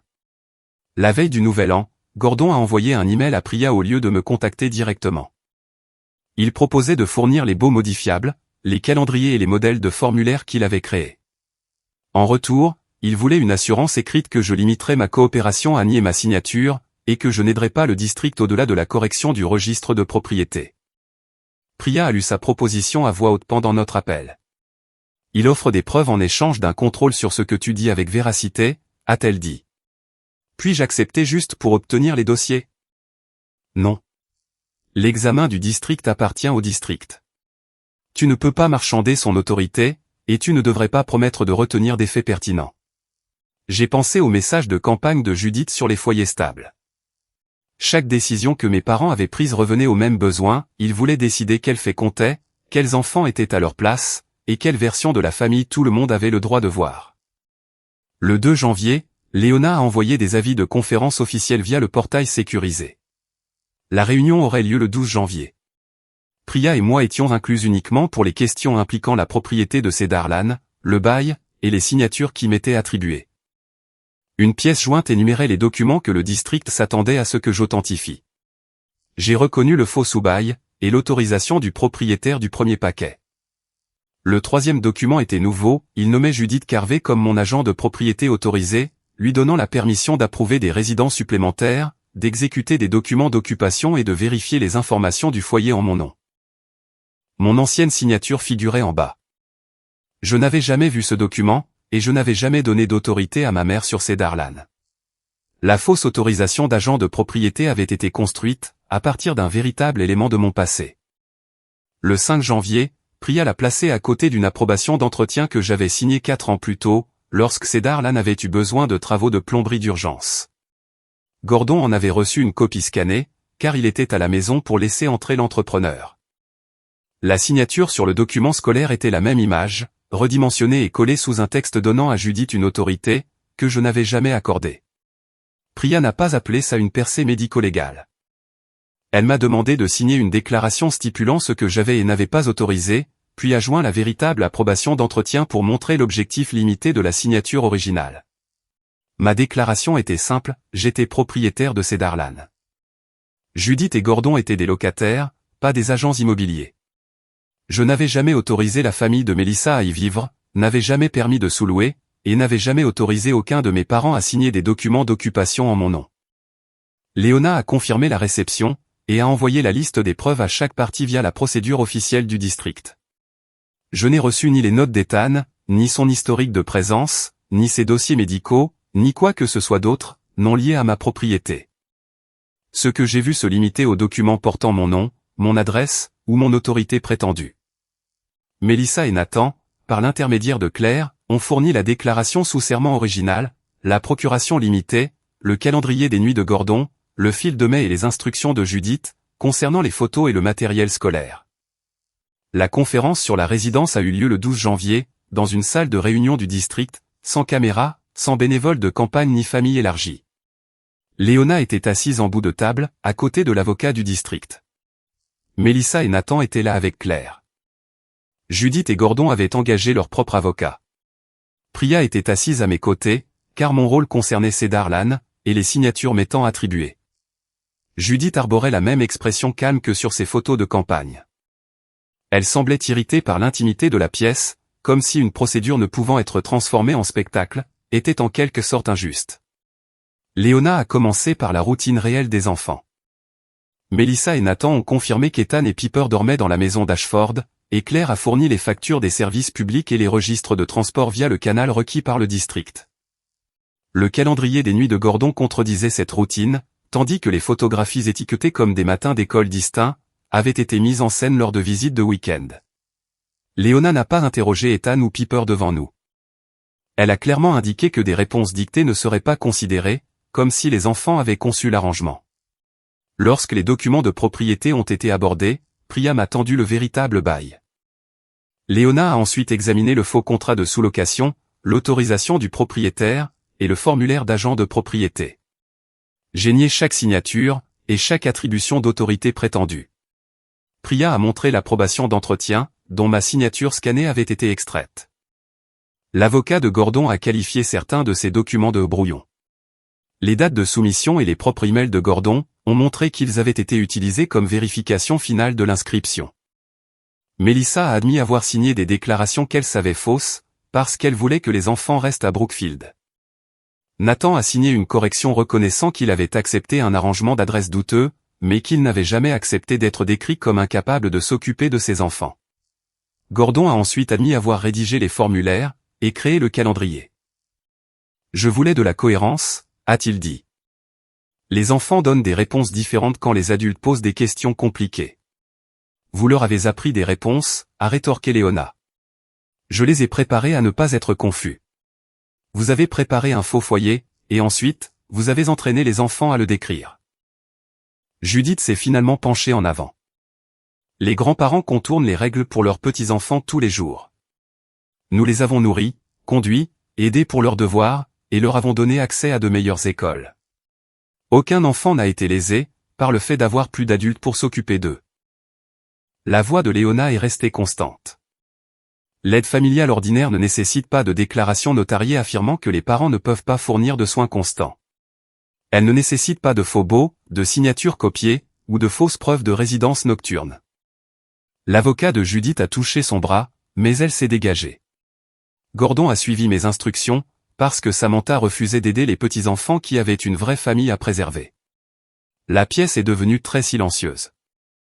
J'avais passé des années à essayer de persuader ma mère que Mézi n'était pas un argument, une exception ou une expérience sociale. J'avais expliqué l'aide du donneur, répondu à des questions invasives, et accepté de petites exclusions, parce que je pensais que la patience pourrait un jour se transformer en amour. Je ne voulais plus d'excuses façonnées par la peur des conséquences. Vous avez utilisé mon adresse pour prouver que les enfants de Melissa appartenaient à cette maison, ai-je dit. Pourquoi avez-vous eu besoin d'une chaise pour prouver que la mienne n'y avait pas sa place? Judith m'a regardé droit dans les yeux. Tu as fait tes choix, Samantha, a-t-elle dit. Le reste d'entre nous ne devrait pas avoir à faire semblant que chaque choix crée le même genre de famille. C'était là, sans aucun euphémisme. La chaise n'avait pas été une punition impulsive. La table pliante, les photographies, et le mot « vrai » découlaient tous de la même croyance. Judith considérait ma fille comme moins légitime, et se considérait en droit d'utiliser ma propriété, pour protéger la famille qu'elle valorisait davantage. La réponse m'a blessé, mais elle a mis fin à la question. Léona a ramené la réunion à la question du district. Elle a expliqué que Brookfield émettrait une détermination écrite de résidence. Ethan et Piper ne seraient ni identifiés publiquement ni punis. Brookfield et Ashford coordonneraient une courte transition, afin que leur scolarité ne s'arrête pas brusquement. L'avocat du district a déclaré que la politique locale permettait à Brookfield de calculer les frais de scolarité des non-résidents pour la période d'inscription inéligible. Toute évaluation serait émise par écrit, avec la possibilité de contester le montant. Personne n'a annoncé d'amende pénale, n'a exigé d'argent dans la pièce, ni n'a menacé de retirer les enfants. L'après-midi du 16 janvier, Léona a envoyé la décision écrite. Ethan et Piper n'étaient pas résidents de Brookfield. Melissa et Nathan ont reçu des instructions pour faire appel, mais, par l'intermédiaire de Claire, ils ont refusé de maintenir la fausse déclaration. Ils ont organisé le transfert des enfants le 26 janvier. Le district a commencé à calculer les frais de scolarité séparément. Melissa et Nathan régleraient ce problème via leur avocat, après avoir reçu le montant par écrit. Les conséquences de la campagne de Judith ont suivi une voie différente. La coalition de parents a retiré son soutien après avoir examiné ses remarques publiques, et d'autres bénévoles et donateurs sont partis. Aucune organisation ne pouvait l'empêcher de continuer à briguer le poste, elle ne pouvait que retirer les noms, le travail et la crédibilité qui avaient rendu sa campagne viable. Priya a appelé ce soir-là, pendant que Maisie finissait ses devoirs à la table de la cuisine. Le dossier scolaire est corrigé, a-t-elle dit. Le bail ne l'est pas, Judith et Gordon n'avaient pas signé l'accord de restitution, engagé de déménageurs, ou fourni de plan de départ. Leur bail se terminait toujours le 31 janvier. S'il restait après cette date, Priya pourrait entamer la première procédure de prise de possession légale, le 1er février. Avant que nous ne terminions l'appel, mon téléphone a affiché un nouveau message public de Judith. Elle écrivait qu'elle inviterait des caméras à Cedar Lane, pour que la communauté puisse voir sa fille jeter deux parents âgés dans le froid de l'hiver. Priya m'a rappelé avant que je ne puisse répondre à la menace de Judith d'inviter des caméras à Cedar Lane. N'y allez pas pendant qu'elle met en scène une confrontation, a-t-elle conseillé. Vous mettez fin à un bail, vous ne passez pas une audition pour sa version de l'histoire. Elle a envoyé une dernière proposition de restitution cet après-midi-là. Elle offrait à Judith et Gordon une date de déménagement au 29 janvier, 2 jours avant la fin légale du bail.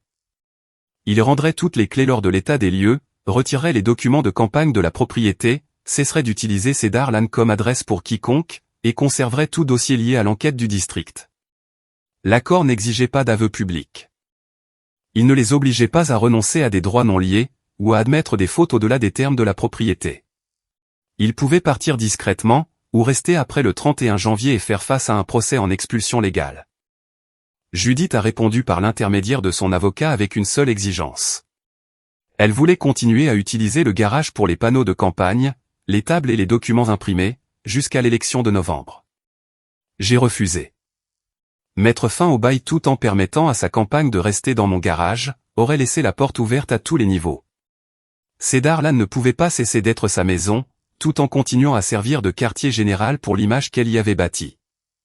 Grâce à Priya, j'ai appris que leur avocat avait expliqué le choix pratique, rester après le 31 janvier ne préserverait pas Cedar Lane, cela créerait une affaire d'expulsion publique, dans laquelle les documents de propriété contestés, pourraient devenir des pièces à conviction. Gordon a répété cet avertissement dans son acceptation écrite des conditions de restitution. Le 20 janvier, Judith a publié une déclaration écrite suspendant sa campagne pour le conseil scolaire. Elle a imputé la décision à des ingérences familiales, et à une pression publique coordonnée. Mais ses deux coprésidents avaient déjà démissionné, les bénévoles s'étaient retirés, et la coalition de parents ne la soutenait plus. Aucun fonctionnaire ne l'a destituée. Les personnes dont les noms et le travail avaient rendu la campagne possible, ont simplement cessé de les lui prêter. Ce même jour, Gordon a envoyé à Priya une acceptation écrite des conditions de restitution. Il a déclaré qu'il avait exhorté Judith à signer, parce qu'il ne risquerait pas une affaire d'occupation sans droit ni titre après le 31 janvier. À son email était jointe une notification de la société de conseil en éducation qu'il avait embauchée pour former des administrateurs scolaires. Après la diffusion de la vidéo de Judith, la société a demandé à Gordon si son travail administratif était impliqué dans l'examen de résidence. En vertu de la clause d'éthique de son contrat, il a divulgué la partie de la décision du district, concernant les formulaires qu'il avait préparés. La société honorerait son contrat actuel jusqu'à la fin janvier, mais ne renouvellerait pas son travail de formation au printemps.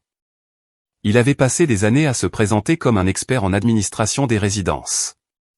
Le faux foyer qu'il avait conçu avait fait de cette expertise la raison pour laquelle la société ne lui faisait plus confiance. Judith et Gordon ont signé l'accord de restitution le 21 janvier. Je n'ai ressenti aucun triomphe lorsque Priya m'a envoyé la copie remplie. Du soulagement est arrivé à la place, suivi d'une tristesse que je ne pouvais nommer, sans avoir l'air de regretter d'avoir posé des limites. Je ne le regrettais pas. Je regrettais que mes parents aient eu plusieurs occasions de dire la vérité, et aient choisi le contrôle à chaque fois. La conséquence suivante appartenait à Melissa et Nathan. Brookfield a émis son calcul écrit des frais de scolarité des non-résidents par l'intermédiaire de Claire. Ils ont renoncé à faire appel de la décision de résidence, négocié un plan de paiement documenté, et confirmé le transfert d'Ethan et Piper vers les écoles d'Ashford. Le 26 janvier, les enfants n'ont pas été sortis de classe sous escorte, ou identifiés publiquement. Leurs dossiers ont suivi le processus normal, et leurs parents ont géré le résultat financier en privé. 2 jours avant le transfert, Melissa est venue seule à notre maison de ville. Le genou de Maisie n'était plus enflé, bien qu'une ecchymose jaunissante subsistât sous la peau. Elle s'est assise à côté de moi sur le canapé, tandis que Melissa prenait le fauteuil en face de nous. Pour une fois, ma sœur n'a pas commencé par défendre ses intentions. J'ai aidé des adultes à mentir, a-t-elle dit à Maisie. Le mensonge portait sur l'endroit où vivaient Ethan et Piper, mais il a aussi aidé grand-mère à les traiter comme s'ils étaient plus importants que toi. Je savais qu'une partie de cela était mal, et je suis restée silencieuse parce que ça aidait mes enfants. Maisie l'a observé attentivement. Savais-tu que grand-mère allait tirer la chaise? Non, je ne savais pas qu'elle ferait ça. Mais tu savais qu'elle les appelait les vrais petits-enfants? Les yeux de Melissa se sont remplis de larmes. Oui. Je l'ai entendu dire des choses comme ça, et je ne l'ai pas arrêté. Maisie m'a regardé avant de demander, dois-je te pardonner? Melissa a secoué la tête. Non. Je suis venu pour dire la vérité et m'excuser. Tu ne me dois pas de réponse. C'était la première fois que quelqu'un de ma famille s'excusait sans exiger de réconfort en retour. Après le départ de Melissa, Maisie a demandé si Ethan et Piper étaient en colère contre elle pour avoir changé d'école. Je lui ai dit que leurs parents avaient créé la situation et qu'ils étaient responsables de l'expliquer. Elle n'était pas obligée de porter leur déception, pas plus qu'ils n'étaient responsables des choix de Judith. Cousin Marc a envoyé ses excuses le lendemain matin. Il a admis avoir ri quand Maisie était tombée, et a reconnu que son commentaire public avait été cruel. Il a dit qu'il s'était rallié à la version de Judith, parce que c'était plus facile que d'admettre ce à quoi il avait assisté. J'ai répondu que j'appréciais ses excuses. Je ne l'ai pas invité à la maison, ne l'ai pas réintégré dans nos projets de vacances, ni promis que tout était réparé. Une excuse pouvait être reconnue, sans devenir la clé de la même relation que quelqu'un avait endommagée. Le 29 janvier, des déménageurs sont arrivés à Cedarland. Je n'y ai pas assisté, Maisie non plus. Le gestionnaire immobilier de Priya, Daniel Ruiz, a effectué l'état des lieux.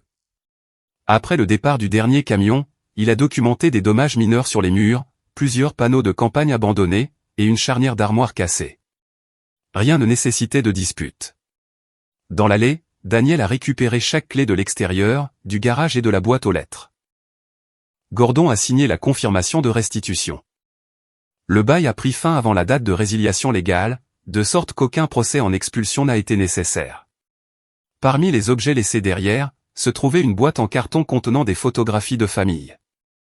Judith avait placé un mot sur le dessus, « Tu effaces l'histoire qui a fait de toi ce que tu es ». Daniel a livré la boîte au bureau de Priya, où je l'ai ouverte sans public.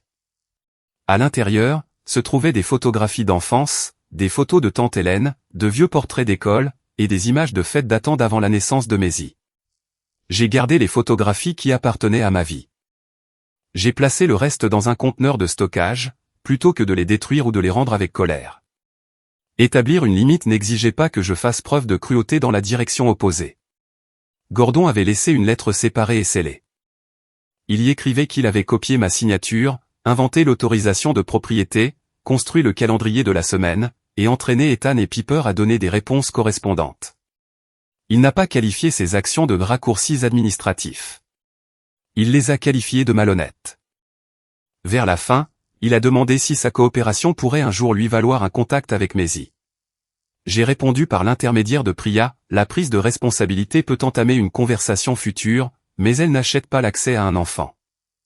Tout contact dépendra de la sécurité de Maisie, de ses souhaits, et d'un changement durable qui ne se mesure pas à une seule lettre. Judith a envoyé son dernier message ce soir-là, « Tu as détruit cette famille parce que nous avons des valeurs différentes. » Je l'ai lu une fois, et n'ai pas répondu. Qualifier un enfant des irréels n'était pas une valeur dont je devais débattre.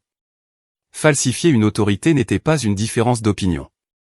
Le fait que Judith désapprouvait la conséquence, ne rendait pas la conséquence cruelle. Le 31 janvier, Priya a clôturé le calendrier d'expulsion. Les locataires avaient rendu possession, les clés avaient été retournées, et il n'y avait rien à déposer au tribunal.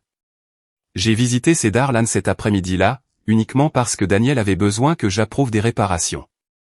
La maison paraissait plus petite sans les panneaux de campagne, les sacs à dos mis en scène, ou les devoirs d'école encadrés. De pâles rectangles marquaient les murs, là où les photographies de Judith avaient été accrochées.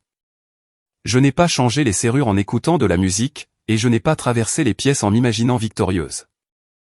J'ai approuvé la réparation de l'armoire, demandé des devis pour la peinture, et dit à Daniel que je n'avais pas encore décidé, si je vendrais la maison ou la louerais au prix du marché.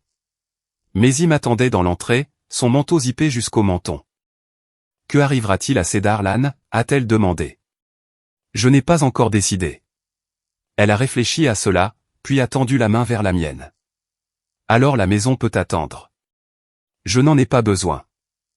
4 mois plus tard, le 25 avril, Maisie était assise à la table de la cuisine avec 3 billets de spectacle de printemps, étalés à côté de son journal de dessin.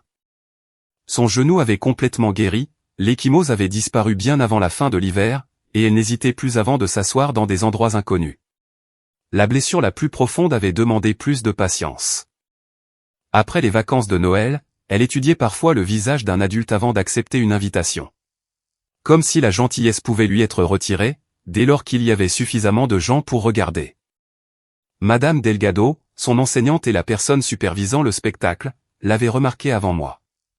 Elle avait commencé à confier de petites responsabilités à Maisie pendant les répétitions, comme ranger les partitions ou aider les plus jeunes élèves à trouver leur place. Elle n'avait jamais annoncé qu'elle renforçait la confiance de Maisie. Elle lui avait simplement donné une place, et s'était comportée comme si personne n'avait le droit de la remettre en question. L'école avait remis 3 billets d'invités à chaque participant. Maisie a ouvert son journal à une page blanche, et a écrit un titre au feutre violet, « Les gens que je veux là ». Elle a écrit mon nom en premier. Le deuxième billet était pour Ruth Bell. La voisine de longue date de tante Hélène était restée en contact avec moi depuis les funérailles, envoyant des cartes d'anniversaire à Maisie et appelant toutes les quelques semaines, sans demander d'informations qu'elle n'avait pas gagnées. Après Noël, elle avait commencé à nous rendre visite pour le déjeuner du dimanche. Elle n'avait jamais essayé de remplacer qui que ce soit. Elle écoutait quand Maisie parlait, et se souvenait de ce qu'elle disait. Le troisième billet était pour Denise Carter, la grand-mère de Jamal, l'amie de Maisie. Denise avait accueilli Maisie pendant des rendez-vous de jeu, l'avait nourrie de trop de petits pains à la cannelle, et traitait chaque enfant à sa table avec la même chaleur naturelle. Lorsque Maisie avait un jour demandé où elle devait s'asseoir, Denise avait semblé surprise par la question, et lui avait dit de choisir la place qui lui permettrait d'atteindre les fraises. Madame Delgado serait déjà au spectacle avec les élèves, elle n'avait donc pas besoin de billets. Maisie a écrit les 3 noms soigneusement, puis a vérifié l'orthographe 2 fois. J'ai attendu qu'elle demande si Judith ou Gordon devaient être inclus, parce qu'ils lui étaient apparentés. Je ne les ai pas mentionnés. J'avais passé trop d'années à imposer ma mère dans des moments où Maisie n'avait rien demandé. C'est tout le monde, ai-je demandé. Maisie a compté les billets. Oui. Elle n'avait pas l'air troublée par le nombre. Elle n'a pas demandé si le public semblerait incomplet sans plus de proches. Elle a placé chaque billet dans une enveloppe, et a décoré celle de Ruth avec des fleurs jaunes, et celle de Denise avec de petits pains à la cannelle. Notre famille n'était pas revenue à la normale, car la version que nous appelions autrefois normale, dépendait du fait que Maisie accepte moins. Mélissa a continué à faire ce que la prise de responsabilité exigeait, sans me demander de déclarer que tout était réparé. Nathan et elle ont suivi une thérapie conjugale, respecté le plan de paiement des frais de scolarité de Brookfield, et résolu les problèmes financiers qu'ils s'étaient cachés l'un à l'autre.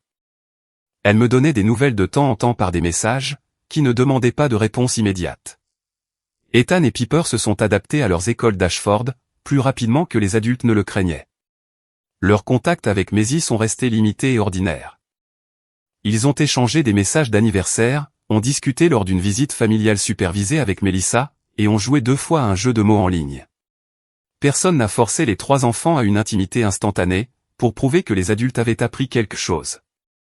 Mélissa m'a un jour demandé si je pensais que nous pourrions tous passer Thanksgiving ensemble. Pas cette année, lui ai-je répondu. Elle a accepté la réponse sans discuter.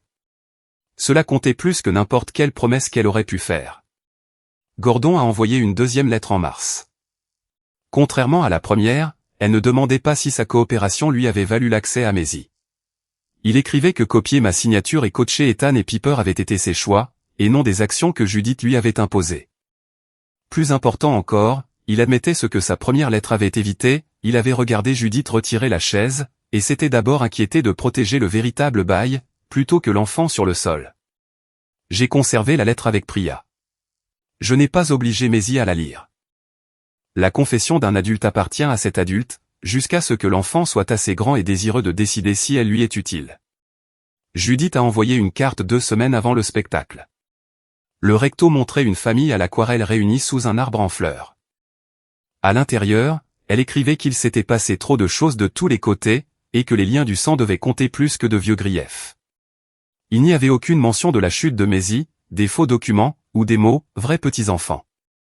Judith voulait toujours que la réconciliation signifie que tout le monde accepte son explication. J'ai placé la carte dans le même dossier que les autres documents, et je ne l'ai pas montré à Maisie. Protéger ma fille, ne m'obligeait pas à lui présenter chaque blessure, simplement parce qu'elle arrivait dans une enveloppe. Le soir du spectacle, Maisie portait une robe bleu pâle, et des chaussures argentées qu'elle avait choisies elle-même. Elle se tenait dans les coulisses avec une 20aine d'autres enfants, tandis que les familles remplissaient l'auditorium. J'étais assise entre Ruth et Denise. Ruth portait un petit bouquet enveloppé de papier brun.